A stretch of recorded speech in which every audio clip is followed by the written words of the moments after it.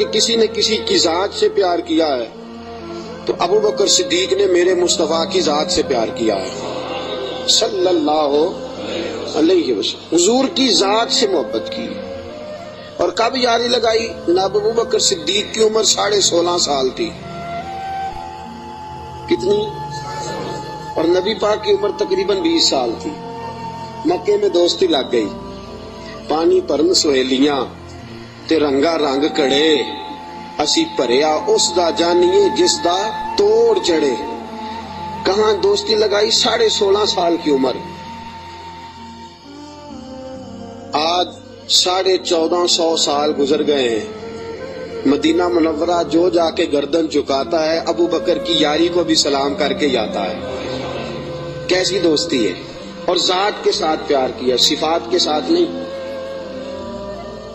جب آدمی کا عروج ہوتا ہے تو بڑے یار آ جاتے ہیں، بڑے دوست نکلتے ہیں، وہ کہتے ہیں کیا بات ہے جناب کی، ہم آپ کے ساتھ رہا کرتے تھے، وہ پرانا یارانہ، پرانی دوستی، آپ ہمارے پڑوسی ہیں، چوتھی گلی میں آپ کا گھر ہوتا تھا، کبھی کبھی فلاں دکان پہ ملتے تھے، اکٹھا سودا خریدتے تھے، بڑے لوگ۔ لیکن دکھ کا وقت، تکلیف کا وقت، ابو بکر صدیق نے حضور سے اس وقت یارانہ لگایا تھا جب کوئی بھی نہ تھا، کوئی بھی نہ تھا۔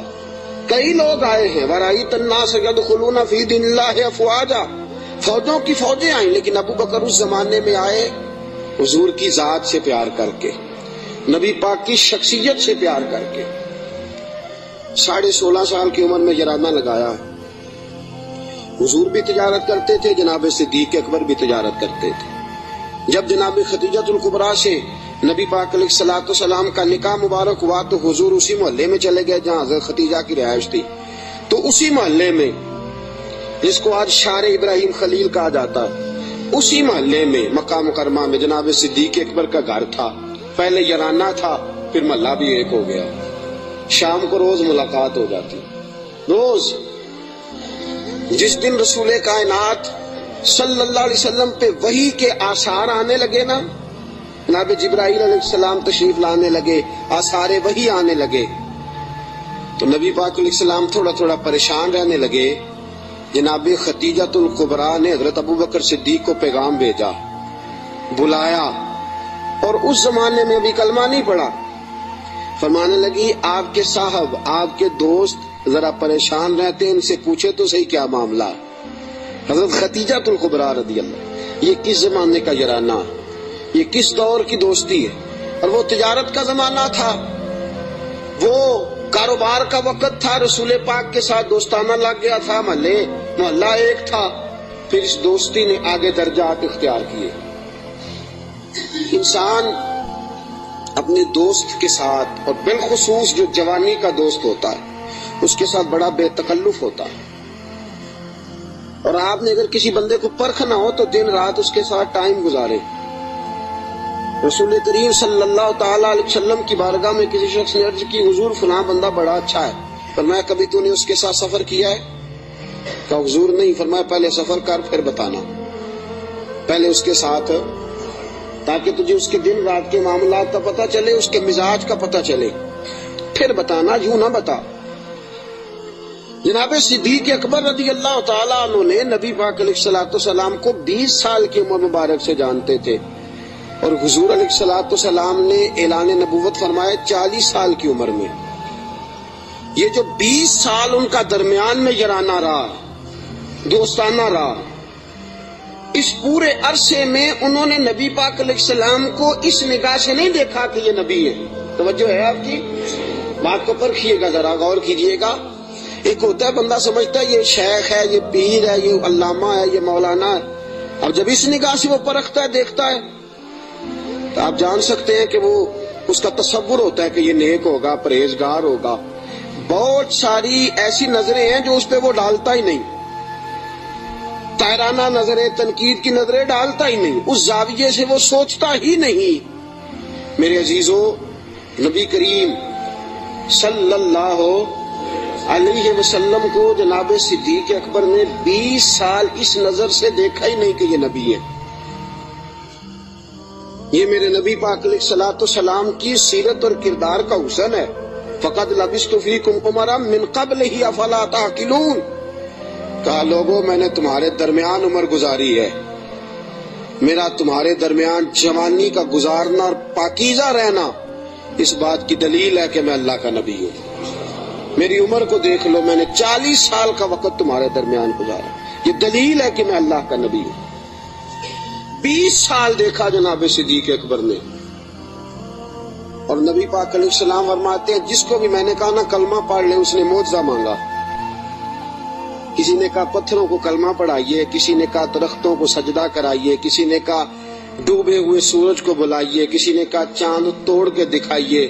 فرمایا ابو بکر نے معجزہ مانگا ہی کوئی نہیں۔ ابو بکر نے معجزہ کن فیکون اجے کل دی گل ہے، اساں پہلوں پریت رلائی۔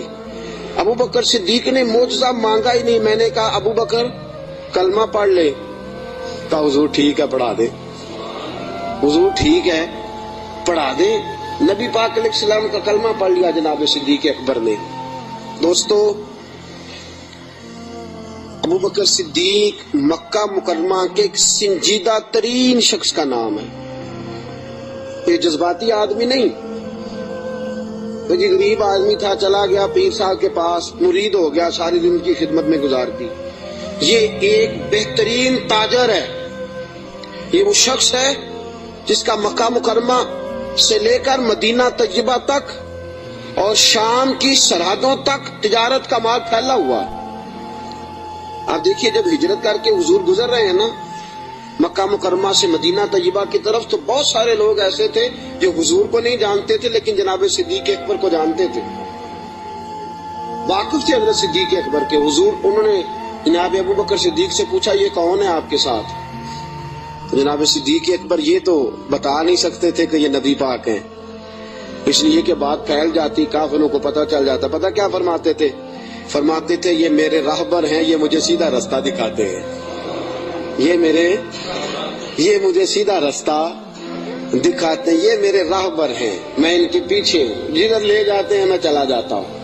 وہ لوگ یہ سمجھتے کہ شاید ابو بکر کو رستوں کا پتہ، تو کسی ایسے شخص کو ساتھ لیا جسے رستوں کا۔ یہ ایک بہترین سمجھدار زیرک آدمی ہے، زیرک آدمی اور دانا آدمی ہے۔ اس نے کلمہ پڑھ لیا، کیا دیکھ کے؟ صرف یہ دیکھ کے کہ یار وہ شخص اس کی جوانی اتنی پاکیزہ ہے، اس کا مزاج عرب کے اس برے اور گندے معاشرے میں اتنا صاف ستھرا ہے، وہ یقیناً اللہ کا نبی ہو سکتا ہے۔ اس مزاج میں جناب صدیق اکبر نے کلمہ پڑھا، اور کلمہ پڑھ کے پوری تیاری کر لی نبی پاک کا ساتھ دینے کی۔ تجارت چھوڑ دی، کاروبار چھوڑ دیا، بچے بھی تھے۔ ابو بکر صدیق کی 14 کے قریب اولادوں کا تذکرہ ملتا ہے، بچے بھی تھے، والد صاحب بھی موجود تھے۔ جناب ابو بکر صدیق کے والد گرامی جناب صدیق اکبر کے انتقال کے بعد ان کا وصال ہوا۔ حضرت صدیق اکبر کے بہن بھائی بھی تھے، سارا کچھ تھا، لیکن ابو بکر نے مان لیا ہے تو پھر باقی سارا کچھ چھوڑ دیا ہے۔ صدیق اکبر سائے کی طرح میرے نبی پاک کے ساتھ ہے۔ حضور نے فرمایا دن ہے تو ابو بکر نے کہا سونے دینی ہے، رات ہے کہا حضور رات ہی ہے۔ ایک بات، صرف ایک بات، اور پھر میں آگے بڑھتا ہوں۔ حضرت علی المرتضیٰ رضی اللہ تعالیٰ عنہ نے لوگوں سے پوچھا تھا، لوگوں اپنے زمانے میں حضرت علی نے اپنے دور خلافت میں فرمایا لوگوں بتاؤ سب سے زیادہ بہادر کون ہے مسلمانوں میں سے؟ انہوں نے کہا حضور آپ علی ہیں، اسد اللہ و رسول آپ کا لقب ہے، آپ ہی سب سے زیادہ بہادر ہیں، اور کون ہوگا؟ تو جناب علی المرتضیٰ نے فرمایا مکہ مکرمہ میں ایک دن ایسا بھی آیا تھا کہ میرے سامنے کافروں نے رسول پاک کو پکڑ لیا تھا، اور سارے مل کے اللہ کے حبیب پہ تشدد کر رہے تھے معاذ اللہ۔ کوئی گلے میں چادر ڈال کے اس کو مروڑتا تھا، اس کو جو ہے وہ کھینچتا تھا، اور حضور کی مقدس آنکھیں باہر نکل آئیں۔ فرمایا کوئی نبی پاک علیہ الصلوۃ والسلام کو مارتا تھا، فرماتے ایک شخص زور سے پکارا ابو بکر کو بلاؤ، ایک شخص زور سے پکارا ابو بکر کو۔ جناب علی المرتضیٰ فرماتے ہیں میری 13-14 سال عمر تھی، میں نے ابو بکر کو آتے دیکھا، نہ سر پہ ٹوپی تھی نہ پیروں میں جوتا تھا۔ ابو بکر دوڑا ہوا آیا، کافروں کو پکڑ کے ادھر پھینکا ادھر پھینکا، اور فرمایا رسول پاک کے اوپر لیٹ گئے. پھر جتنے ڈنڈے آئے ابو بکر کو لگے, پھر جتنے جوتے آئے ابو بکر کو لگے, پھر جتنے لوگوں نے مکے لگائے وہ ابو بکر کو لگے. فرمایا لوگوں میں تمہیں بتاتا ہوں کہ کائنات میں اگر علی کسی کو بہادر مانتا ہے تو ابو بکر صدیق کو بہادر مانتا ہوں. میں اگر کسی کو بہادر مانتا ہوں تو ابو بکر کو بہادر مانتا ہوں. ساتھیوں یاد رکھو, کرب کے عالم میں, اس دکھ اور دقت اور پریشانی کے عالم میں رسول پاک کے ساتھ تعاون کرنا, ساتھ کھڑے رہنا. اور حضور کا اعتماد پتہ کتنا تھا. ہجرت مدینہ کا حکم آ گیا, سارے صحابہ کو حضور نے فرمایا چلے جاؤ. سب کو کہا جاؤ مدینے, چلے گئے. جناب صدیق اکبر کہنے لگے حضور میرے لیے کیا حکم ہے. اگر آپ اس فکرے کو سمجھتے تو بڑی گہرائی ہے. بھئی سب کو حکم دے دیا, تیرے لیے کوئی انوکھا ہوگا. وہ جو ہے آپ کی سب کو کہ بھئی چلے جاؤ سارے. ابو بکر پوچھتے ہیں حضور میرے لیے کیا حکم ہے. جب سب کو کہہ دیا تو ابو بکر اندر نہیں آیا سب کے, کہا حضور میرے لیے. ابو بکر جانتے تھے باقی سب کا حکم اور ہوتا ہے, ابو بکر کا اور ہوتا ہے. سارے چلے جاؤ, حضور میرے لیے کیا حکم ہے. فرمایا تو نے نہیں جانا, تیرے لیے نہیں. حضور میرے لیے نہیں. نبی پاک علیہ السلام نے فرمایا مجھے امید ہے مجھے بھی اجازت مل جائے گی, دونوں اکٹھے ہی جائیں گے, تجھے ساتھ لے کے جانا. بس تیاری شروع ہو گئی. ایک روایت میں 2 اور امام راضی کہتے ہیں نہیں 3 تھیں, 3 اونٹنیاں موٹی تازی تیار کر لی. اب دیکھو ڈیوٹی لگ رہی ہے. یہ تاجر آدمی ہے, تاجر گھاٹے کا سودا نہیں کرتے, نقصان کی بات نہیں کرتے. اس شخص نے دیکھی انداز کیا اختیار کیا ہے. حضرت ابو بکر صدیق نے اپنے غلام جناب عامر بن فہیرہ رضی اللہ تعالیٰ عنہ سے کہا تو نے دن بھر بکریاں چرانی ہیں اور جب شام پڑ جائے اندھیرا چھا جائے تو غار ثور کے سامنے بکریاں لے آنی ہیں. میں وہاں آؤں گا اور میں اتر کے بکریوں کا دودھ دھو کے لے جاؤں گا اور حضور کو پلا دوں گا. یہ غلام کی ڈیوٹی لگ گئی. اپنے بیٹے عبداللہ بن ابو بکر سے کہا کہ تو دن بھر کافروں کی سرگرمیوں کا خیال رکھے گا اور شام کو آ کے مجھے خبر کرے گا کہ ان کا نیا منصوبہ کیا ہے. اپنی بیٹی حضرت اسماء بنت ابی بکر سے فرمایا بیٹی ڈیلی تازہ کھانا پکا کے لانا, تازہ کھانا, اور دیکھنا شام کو کھانا لائے تو اتنا لانا کہ صبح بھی کھا سکے. ابو بکر صدیق رضی اللہ تعالیٰ عنہ کے پاس 40,000 دینار تھے گھر میں پڑے ہوئے. والد صاحب نابینا تھے. ابو بکر صدیق نے 40,000 دینار تھیلے میں ڈالے, اس جگہ چھوٹے چھوٹے پتھر رکھے, اوپر کپڑا ڈالا اور فرمایا بیٹی اگر ابا جی پوچھے نا پیسے تو نہیں لے گیا ابو بکر, تو ان کا ہاتھ پکڑ کے کپڑے کو لگا دینا, وہ سمجھیں گے پیسے ادھر ہی ہیں. لہذا سارا کچھ تیار کر کے صدیق اکبر اب تیار ہیں. کب بلاوا آتا ہے سیدہ طیبہ طاہرہ حضرت عائشہ صدیقہ فرماتی ہیں ابو بکر کے گھر کو یہ شان حاصل تھی کہ رسول پاک دن میں 2 مرتبہ ابو بکر کے گھر آیا کرتے تھے. صبح بھی آتے تھے, شام بھی آتے تھے, 2 مرتبہ دن میں تشریف لاتے تھے. فرماتی ہیں رات کا وقت ہے, میرے والد گرامی کو حضور نے کہہ دیا ہے, ادھر سارے کافروں نے نبی پاک علیہ السلام کا مکان محاصرہ کر لیا ہے. حضور گھر سے نکلے, ابو بکر کے دروازے پہ دستک دینے لگے, ہاتھ رکھا دروازہ کھول گیا. ہاتھ آدھی رات کا وقت ہے, ہاتھ رکھا دستک دینے کے لیے دروازہ کھول گیا. دروازہ کھلا تو ابو بکر دروازے کے پیچھے کھڑے ہیں. حضور نے فرمایا تو سویا نہیں, تو جاگ رہا ہے. کہ سونیا جس دن آپ نے فرمایا تھا نا جانا ہے ساری رات ہی دروازے پہ کھڑا رہتا ہوں. سونا کس کو یاد ہے. سونا مرنے کے بعد بھی میری آنکھیں کھلی رہی, مرنے کے بعد بھی میری آنکھیں کھلی رہی. مجھے عادت جو پڑ گئی تھی تیرے انتظار کی, کہ یا رسول اللہ جس دن فرمایا تھا جانا ہے ساری رات دروازہ کھول کے انتظار کرتا ہوں, سونا جب بھی آئے گا فوراً نکلیں گے. رسول پاک علیہ السلام نے فرمایا میرے پاس جبریل آئے اور عرض کرنے لگے حضور آپ کو اجازت ہے ہجرت کر سکتے ہیں. تو میں نے کہا میرے ساتھ کون جائے گا. تو جناب جبریل کہنے لگے رب فرماتا ہے ابو بکر کو ساتھ لے جانا. ابو بکر صدیق کو ساتھ نکلے. اب ایک شخص تھا عبداللہ بن عریت اس کا نام تھا. جناب صدیق اکبر چونکہ رستہ وہ اختیار کرنا تھا مدینے جانے کے لیے کہ جو عام رستہ نہیں جس سے سب لوگ جاتے تھے اس رستے نہیں جانا تھا. رستے میں آبادیاں تھی، گاؤں تھے، ایسا نہ ہو کہ کفار کو پتہ چل جائے، الگ رستہ اختیار کر. ایک شخص حضرت صدیق اکبر نے کچھ پیسوں پر ساتھ لیا، جو بندہ رستہ ایک الگ رستہ اختیار کرنا تھا تو وہ رستہ بتلائے. اور اعلیٰ حضرت رحمت اللہ نے لکھا ہے کہ جس رستے سے روٹین میں لوگ جاتے ہیں وہ رستہ اختیار نہیں فرما. جب نکلے نا گھر سے غار ثور تک، اس وقت اونٹنی پہ نہیں بیٹھے. آپ نے عبداللہ نامی شخص کو کہا کہ تو 3 دن کے بعد یہ اونٹنیاں لے کے غار کی دوسری سائڈ پہ پہنچ جانا. 3 دن کے لیے جب گئے ہیں، رات کو تو پیدل گئے ہیں. نکلے غار ثور کی طرف، نبی پاک ساتھ ہیں، ساری رات کی نیند ہے، حضور کا جسم مبارک نازک ہے. غار ثور تک جاتے ہی تھک گئے رسول پاک علیہ السلام، بظاہر تھک گئے. عمر بھی زیادہ نہیں، ابو بکر صدیق 2-2.5 سال تو چھوٹے ہیں صرف.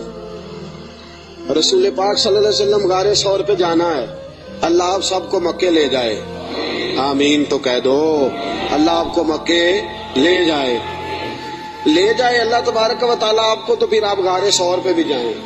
ویسے مجھے ایک شخص ملا ہے مکے میں جو کہتا ہے مجھے 18 سال ہو گئے میں اوپر نہیں گیا، ڈر لگتا ہے.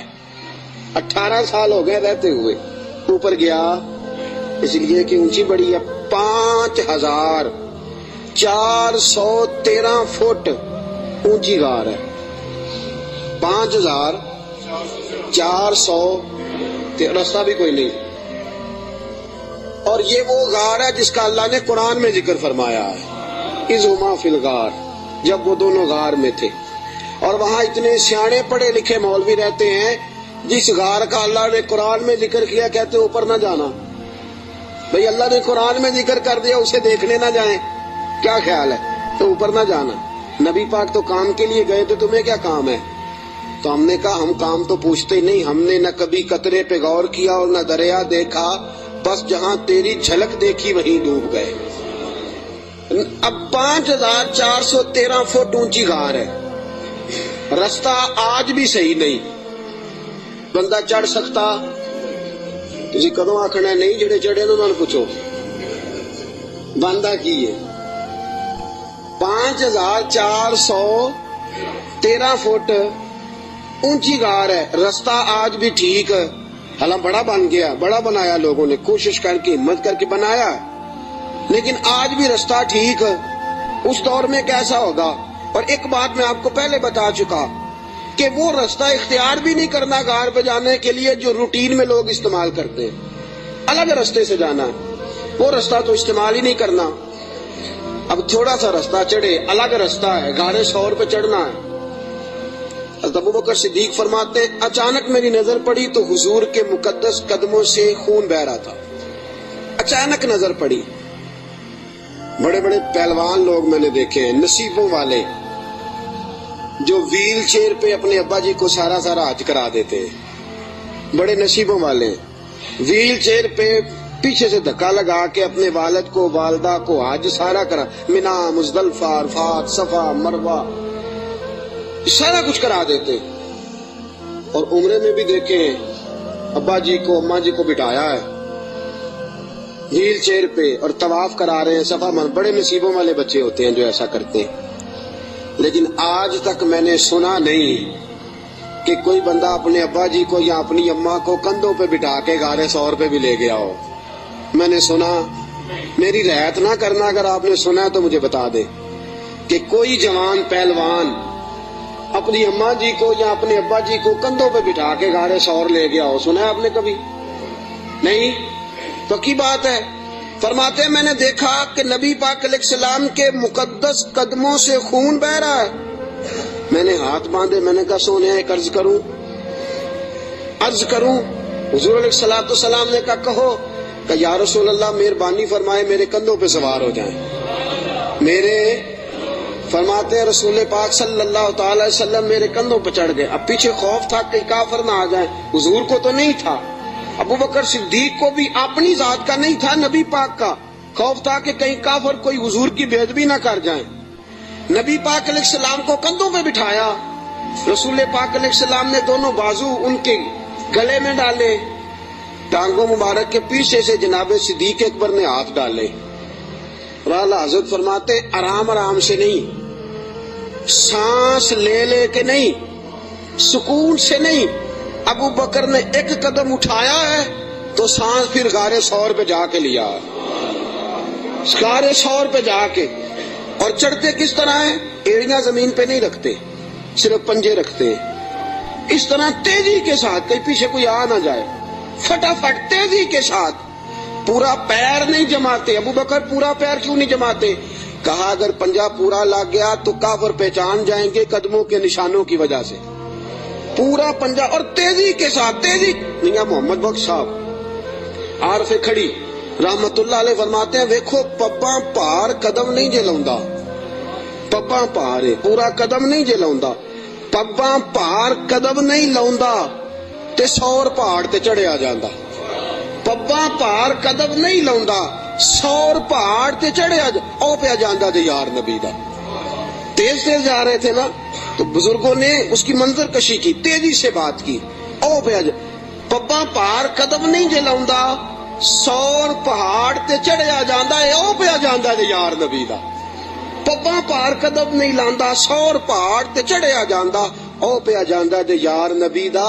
اے اصلی دلدار نبی دا, اے اصلی دل. اب غار ثور پہ پہنچ گئے, بس ٹھیک ہے, سانس لینا چاہیے, آرام کرنا چاہیے. حضور کو بٹھایا, 4 چادریں ہیں صدیق اکبر کے پاس. ایک چادر ہے گلے کے اندر رکھی, 2 چادریں سینہ بند کے طور پہ باندھی, چوتھی پگڑی ہے سر پہ. جناب صدیق اکبر نے چادر کھولی, نبی پاک کے نیچے بچھائی. کا حضور آپ بیٹھے, میں ذرا اندر جا کے دیکھ لوں غار میں کچھ ہو ہی نہ. امام فخر الدین رازی فرماتے ہیں غار ثور میں 70 سوراخ تھے. کتنے؟ ماجرا کیا تھا؟ ماجرا یہ تھا کہ جناب عیسیٰ علیہ السلام اپنی امتیوں کو تبلیغ فرما رہے تھے. تو جناب عیسیٰ علیہ السلام نے فرمایا کہ آخری جو پیغمبر آئیں گے بڑی شان والے ہوں گے, بڑی عظمت والے ہوں گے, جو ان کو ایک نظر دیکھ لے گا ایمان کی حالت میں, اللہ اس پر بھی جہنم حرام فرما دے گا. ایک بار جو ایمان کی حالت میں دیکھ لے گا, دوزخ کی آگ سے بچ گیا, خاتمہ بالخیر ہو گیا تو بچ گیا. ایک سانپ بھی تقریر سن رہا تھا. کون؟ سانپ بھی تقریر سن رہا تھا. لوگ چلے گئے تو سانپ اللہ کے نبی کے پاس آ گیا, کہنے لگا حضرت جی انہوں نے کب آنا ہے؟ اس پیغمبر نے, حضرت عیسیٰ علیہ السلام نے فرمایا میرے جانے کے 600 سال بعد. کہنے لگا کہاں آئیں گے, کہاں رکیں گے, کہاں ٹھہریں گے, میں نے زیارت کرنی ہے. آپ نے فرمایا 600 سال کون انتظار کرتا ہے؟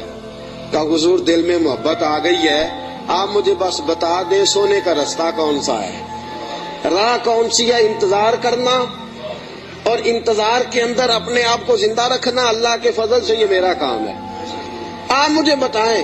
حضرت عیسیٰ علیہ السلام نے فرمایا وہ مکے میں آئیں گے, ہجرت کر کے مدینے جائیں گے.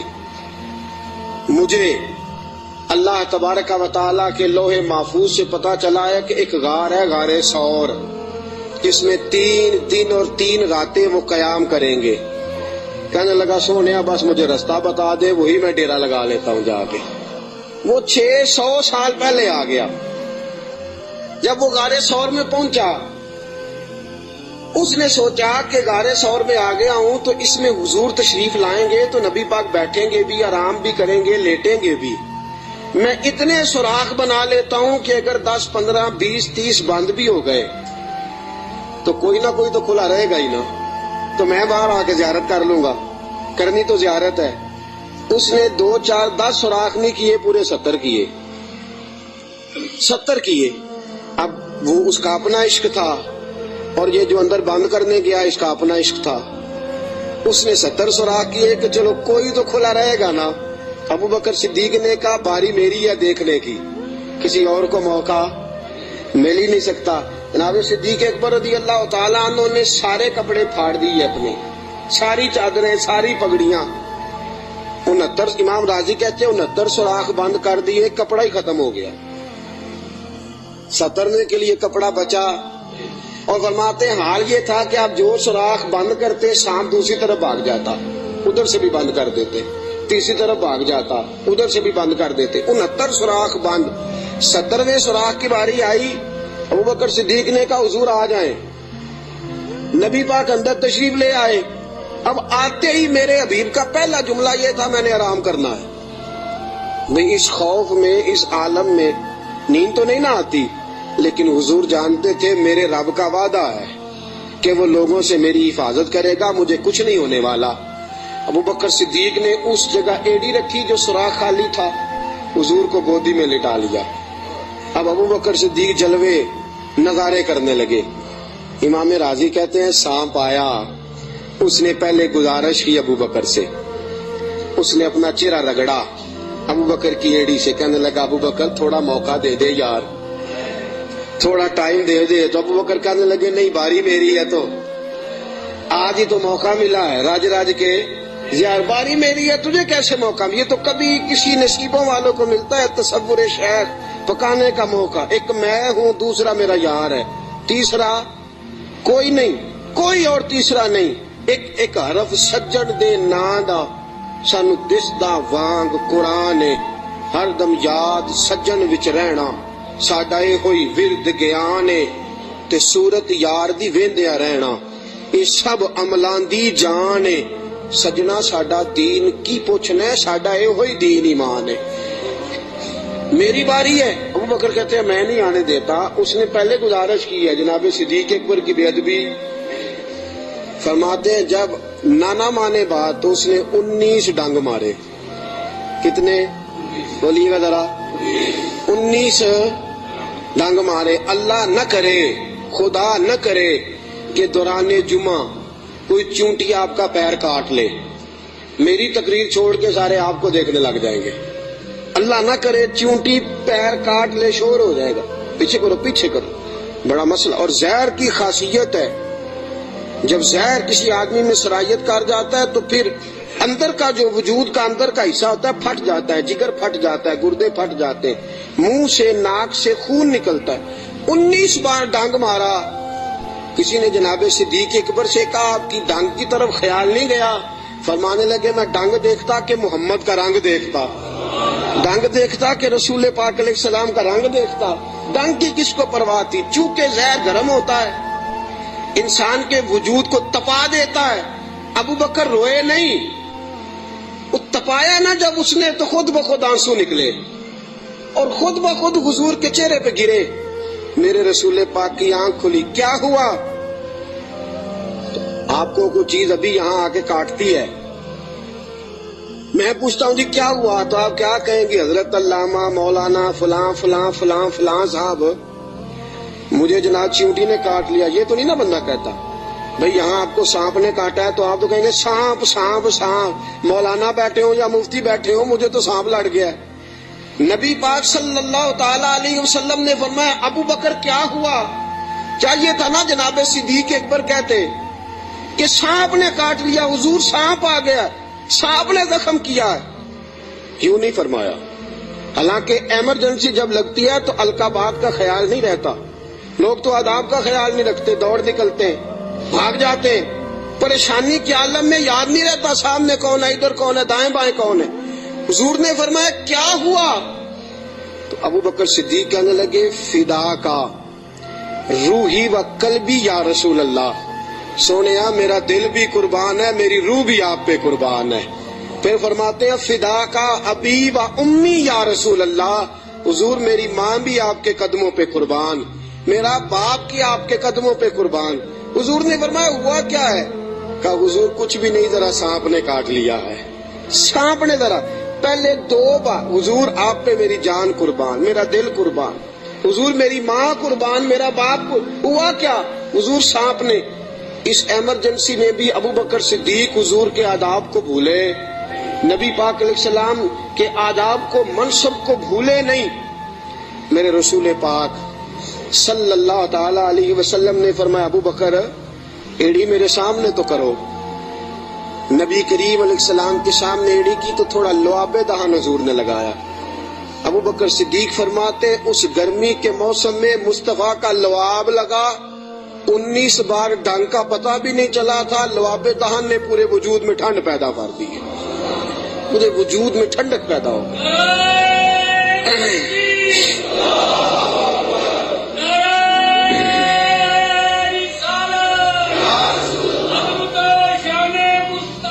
نبی کریم صلی اللہ تعالی علیہ وآلہ وسلم نے فرمایا ابو بکر تیرے کپڑے کدھر ہیں؟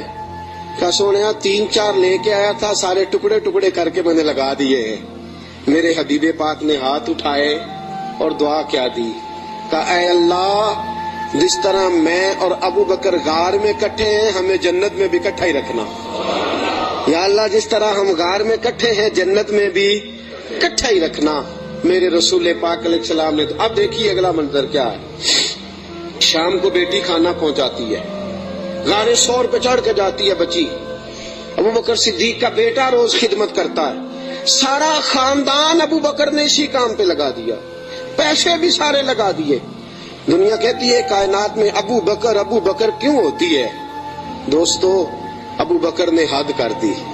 اور میرے نبی پاک نے فرمایا کسی کی جان نے اور کسی کے مال نے مجھے اتنا نفع دیا ہی نہیں جتنا ابو بکر کے مال نے مجھے نفع دیا.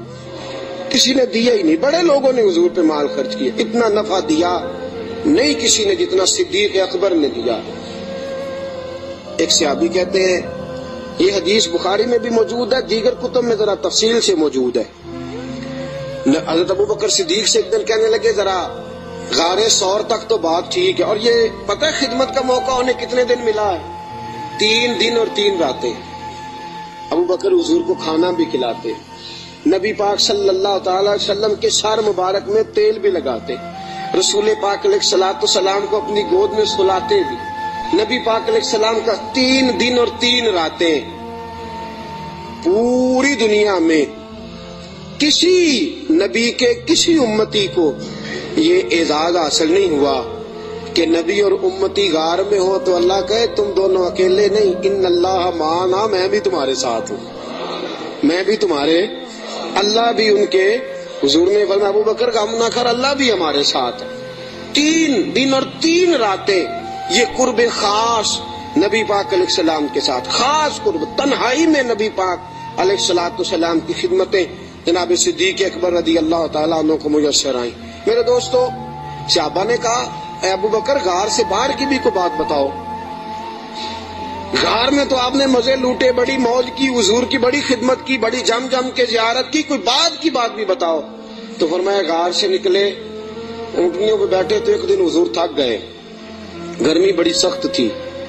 مکہ مکرمہ سے مدینہ منورہ سے مکہ مکرمہ کا درمیانی فاصلہ, اعلیٰ قسم کی اے سی والی بس پہ بیٹھ کے جائیں تو 4-5 گھنٹے لگ جاتے ہیں. ٹھیک ہے نا جی, 4-5 گھنٹے بھی لگتے ہیں. درمیان میں کھڑا کر کے وہ روٹی بھی کھانے کا موقع دیتے ہیں, سارا کچھ کرتے ہیں, لیکن بندے پھر بھی جا کے تاکی جاتے ہیں, کہتے ہیں حد ہو گئی ہے جی, کتنا ٹائم رہ گیا ہے, کتنے گھنٹے ہو گئے, پوچھ کے تھک جاتے ہیں. میرے نبی پاک علیہ الصلوۃ والسلام اونٹنی پہ سوار ہے, تیز دھوپ کا منظر ہے. جناب صدیق اکبر فرماتے ایک مقام پہ شدید تھکاوٹ محسوس ہوئی تو میں نے عرض کی یا رسول اللہ صلی اللہ علیہ وسلم اگر مہربانی فرمائیں تو تھوڑا آرام نہیں کر لیتے؟ اچھا یہ بھی تھے نا, چاہیے تھا نا دونوں آرام کرتے. فرماتے ہیں نبی پاک علیہ السلام نے فرمایا جیسے تم کہو. میں جلدی سے گیا, مجھے ایک پہاڑ نظر آیا, اس پہاڑ کے نیچے پہاڑ کا تھوڑا سا سایہ تھا. فرماتے ہیں میں نے جلدی سے وہاں سے کنکر وغیرہ ہٹائے, اپنا کپڑا بچھایا اور حضور کو عرض کی یا رسول اللہ یہاں تشریف رکھیں. نبی پاک وہاں بیٹھ گئے. جناب صدیق اکبر رضی اللہ تعالیٰ عنہ فرماتے ہیں میں جلدی سے اٹھا, ایک بڑا پیالہ تھا ایک چھوٹا پیالہ تھا. دور مجھے ایک چرواہا بکریاں چراتا نظر آیا, میں اس کے پاس گیا. میں نے کہا یار بکریاں تیری اپنی ہیں یا کسی کا؟ تو چرواہا ہے. اس نے کہا نہیں میری اپنی بکریاں ہیں. میں نے کہا ایک بکری کا دودھ میں تجھ سے خریدنا چاہتا ہوں. اس نے کہا ٹھیک ہے لے لو. فرماتے ہیں میں جلدی سے گیا, اس کو پیسے دے کے نکلا تو کہنے لگا کدھر جا رہے ہو؟ میں نے کہا ابھی بتاتا ہوں. بڑے برتن میں پانی لایا, میں نے کہا میں نے مصطفیٰ کے لیے لنگر لے کے جانا ہے، یہ پانی لے لے، ہاتھ بھی دھو لے اور بکری کے تھن بھی دھو لے۔ پہلے ہاتھ بھی دھو، بکری کے تھن بھی دھو۔ سفر ہے تو کیا ہوا، مشقت کا معاملہ ہے تو کیا ہوا؟ میں اپنے شیخ کے آداب بھول سکتا؟ میں نبی پاک صلی اللہ تعالی وسلم کے آداب بھول سکتا؟ آداب پورے سر انجام دیے جائیں گے۔ محبوب کریم صلی اللہ تعالی علیہ وسلم کے لیے دودھ لایا، فرماتے ہیں دودھ لے کے آ گیا، جب پہنچا تو اللہ کے حبیب سو گئے تھے۔ اب حضور آرام فرمائے، میں نے تھوڑا سا اس میں ٹھنڈا پانی ڈالا، دودھ کو ٹھنڈا کر لیا۔ فرماتے ہیں دودھ کا پیالہ لے کے حضور علیہ السلام کے سرانے والی سائڈ پہ بیٹھ گیا۔ میں نے کہا جگانا نہیں، سونا جب اٹھے گا تب بھی پیش کر دوں گا۔ یاد رکھیں سفر میں انسان پریشان ہو جاتا ہے، روایت میں آتا ہے سفر عذاب کا ٹکڑا ہے، دقت ہو جاتی ہے، انسان بھول جاتا ہے اپنا آپ بھی۔ لیکن جناب صدیق اکبر نبی پاک کے آداب کو بھولے؟ بھئی آپ بھی تو تھکے ہوئے ہیں، آپ بھی تو ساتھ بیدار ہیں، آپ بھی تو سارا کچھ کر رہے ہیں، لیکن ابو بکر صدیق رضی اللہ تعالیٰ عنہ دودھ کا پیالہ لے کے سرانے بیٹھے رہے۔ اپنی مرضی سے میرے مصطفیٰ کی آنکھ کھلی، رسول پاک نے مسکرا کے دیکھا تو ابو بکر صدیق نے دودھ کا پیالہ پیش کیا۔ جب رسول پاک نے ٹھنڈا ٹھنڈا دودھ پیا، ابو بکر تیرے نصیبوں پہ قربان جائیں، اعلیٰ حضرت فرماتے ہیں حضور نے بچا ہوا دودھ ابو بکر کو عطا فرمایا۔ جناب صدیق اکبر نے دودھ پیا، یہی کافی نہیں تھا انعام؟ اتنا حضور کا جھوٹا کسی کو مل جائے تو یہی انعام کافی نہیں تھا؟ جب ابو بکر دودھ پی چکے تو میرے نبی پاک کی آنکھوں میں آنسو آ گئے، حضور رو پڑے، اور رسول پاک نے فرمایا اے اللہ، اے میرے مولا، تو ابو بکر کی نیکیاں دیکھ رہا ہے نا، اس کو بدلہ بھی قیامت کے دن تو ہی عطا فرمائے گا، تو ہی عطا کرے گا صبح قیامت اس کو بدلہ۔ عزیزو، جناب صدیق اکبر نے ہر موڑ پر تنہائی کے حضور کی ذات سے محبت کی ہے۔ جو حضور نے کہہ دیا ابو بکر نے کہا ٹھیک ہے، جیسا حکم ہو گیا، باقی ساری کائنات پیچھے۔ آج جوز ماننے کا ماحول ہے، جوز، تھوڑی مان لو تھوڑی چھوڑ دو، تھوڑا کر لو تھوڑا اپنا نفع نقصان سوچ کے چلو۔ ابو بکر صدیق نے سوچ دی کہ جب غلامی کا تصور آ گیا پھر نفع نقصان بھول جاؤ، پھر یہ دیکھو کہ سامنے کیا۔ کسی نے سیدنا غوث اعظم جیلانی سے پوچھا کہ حضرت جی آپ کے لاکھوں مرید ہوئے ہیں، مزہ کس بات میں آیا ہے؟ آپ فرمانے لگے لاکھوں چھوڑ دو، اللہ ایک دے دے، دے ابو بکر جیسا دے۔ لاکھوں چھوڑو، ایک دے دے اللہ، دے ابو بکر جیسا دے۔ لاکھوں کا کیا کرنا، ایک چاہیے، ہونا ابو بکر جیسا چاہیے، جو صدیق اکبر جیسا ہو۔ جناب ابو بکر صدیق رضی اللہ تعالیٰ عنہ نے اپنا آپ دیکھا ہی نہیں، پھر ساری زندگی رسول پاک کو راضی کرنے میں گزار دی۔ دوستو، لکیر کا فقیر بن کے وقت گزارنا، لکیر کا فقیر بن کے۔ آج سوچ ہی بڑی ہے، ہماری عقل اس قدر زیادہ چلتی ہے منفی سائڈ پہ۔ آپ کسی بندے کو ٹٹول کے دیکھیں، سب سے زیادہ سوچ منفی سائڈ پہ کام کرتی ہے، دماغ تیز چلتا ہے شر کی طرف۔ لیکن ساری زندگی میں نبی پاک علیہ الصلوۃ والسلام کے ساتھ 20 سال کی عمر میں جرانہ لگایا تھا اور 63 سال کی عمر میں وصال فرمایا۔ جناب ابو بکر صدیق رضی اللہ تعالیٰ عنہ کا یہ 43 سالہ جرانہ، 40 اور 3 43 سالہ جرانہ جناب صدیق اکبر کا، ساری زندگی حضور، اور بعد از وصال ظاہری بھی نبی پاک کے ساتھ جرانہ نہیں توڑا۔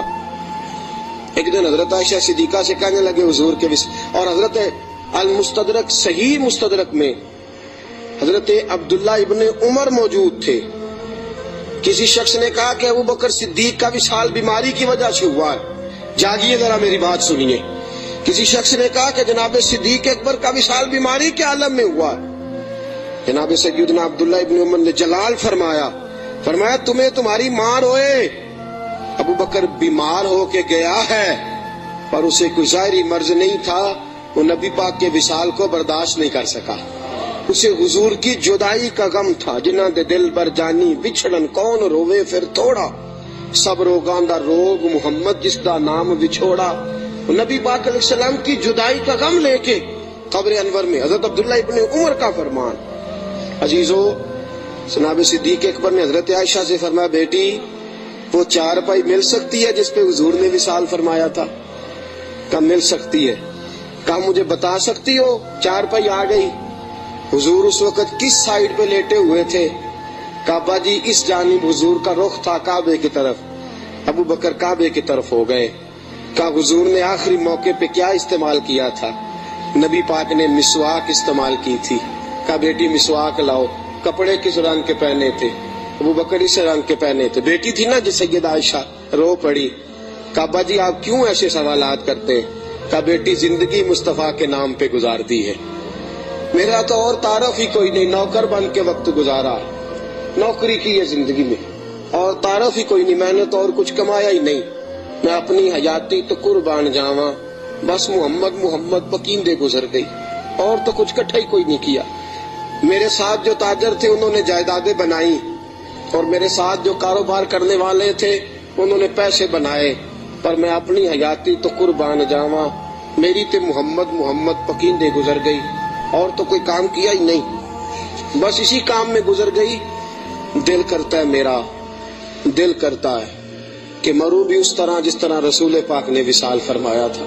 بیٹی میرا دل کرتا۔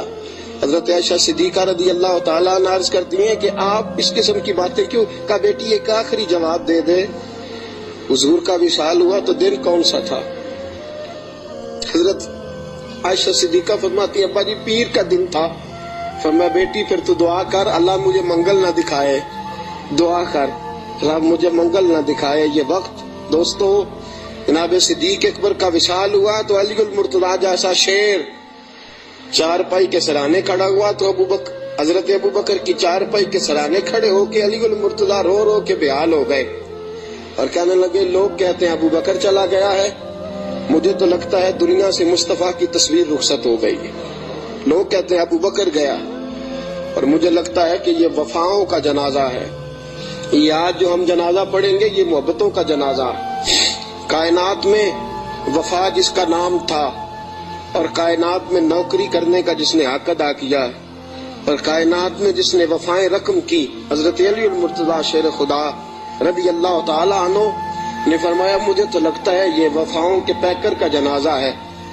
ابو بکر صدیق کا جنازہ اٹھا، علی المرتضیٰ میرے حبیب پاک علیہ السلام کے روضہ اطہر پہ کھڑے ہو کے کہنے لگے حضور ابو بکر آیا ہے، یا رسول اللہ ابو بکر آیا ہے۔ اس کا دل کرتا ہے کہ آپ کے قدموں میں جگہ ملے۔ جناب علی المرتضیٰ پیغام دیتے، اور میرے حبیب پاک صلی اللہ علیہ وسلم کے روضے کی کھڑکی کھلتی ہے تو حضور نے فرمایا اس نے نوکری بڑی کی ہے، اس کو قریب لاؤ اور اس کو میرے پہلو میں دفن کرو۔ انسان تو انسان رہے، 70,000 فرشتے عصر کے وقت اور 70,000 فرشتے جو فجر کے وقت مجھ پر سلامی دینے آتے ہیں، میں ان کی ڈیوٹی لگاؤں گا۔ ابو بکر پہ بھی سلام پڑھ کے جانا، صدیق کی عظمت کو بھی سلامی دے کے جانا۔ اللہ کی قسم، جو ابو بکر رضی اللہ تعالیٰ عنہ سے معاذ اللہ کسی وجہ سے اختلاف بھی رکھتا ہے نا، میرے حبیب نے کوئی رنگ ہی ایسا بنا دیا ہے۔ ابو بکر سے معاذ اللہ استغفر اللہ کسی وجہ سے اختلاف بھی رکھتا ہے نا، جب میرے مصطفیٰ کے مواجہ شریف کے سامنے کھڑا ہو کے ہاتھ باندھ کے سر جھکاتا ہے اور حضور پہ سلام پڑھتا ہے، تو قسم اللہ کی ابو بکر کی بارگاہ میں خود بخود ہی سر جھک جاتا، خود بخود سر جھک جاتا۔ قیامت تک لوگ سلامیاں دے رہے ہیں۔ ایک کی کام سیکھا ابو بکر نے، انہوں نے کہا میں نے کل مانا، کل، میں نے جز کی بات نہیں کی، تھوڑا سا مان کے میں نے چھوڑ نہیں دیا، میں نے کل مانا ہے۔ مکے کی گھاٹیاں تھی پھر بھی میں نے کل ہی مانا، غار سور کی راتیں تھی تو میں نے کل مانا، اور غار سور سے نکلے تو لوگوں میں نے کل ہی مانا۔ مصطفیٰ نے کہہ دیا تو میں بھاگ گیا، اور فرمایا قبر کی دیواروں تک میں نے کل مانا ہے، اور میرے کل ماننے کی منظوری اس دن ہوئی ہے جس دن نبی نے گنبد کا سایہ عطا کر دیا، یہ منظوری ہو گئی۔ تو ساتھیوں یاد رکھنا، کل مانو، جز جز ماننے چھوڑ دو۔ दो घरों के मेहमान बनोगे, कहीं भूखे न रह जाना, और दो कश्तियों के सवार बनोगे तो कहीं डूब न जाना। आधे तीतर आधे बटेर बन के वक्त गुजारोगे तो उलझ जाओगे। कलमा पड़ा है तो अब कुल मानो, कुल मान के चलो, सही मान के चलो। नौकरी करो तो जम के करो। कुल मानने में जो मजा आता है वो जुज मानने में नहीं आता। कुल मान के जिंदगी गुजारो, फिर देखो कैसी मोहब्बतों से गुजरती है और कैसी अकीदतों में गुजरती है। हमेशा मिदहत खैरुल अनाम में गुजरे। दुआ है ये उम्र दरूद व सलाम में गुजरे। कुदरत थी जिस बाग बनाए, जग संसार तमामी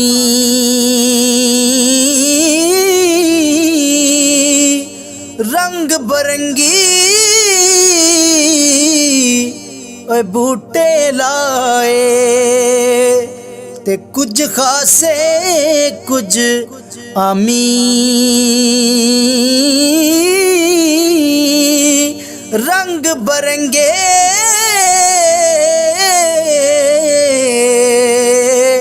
बूटे लाए।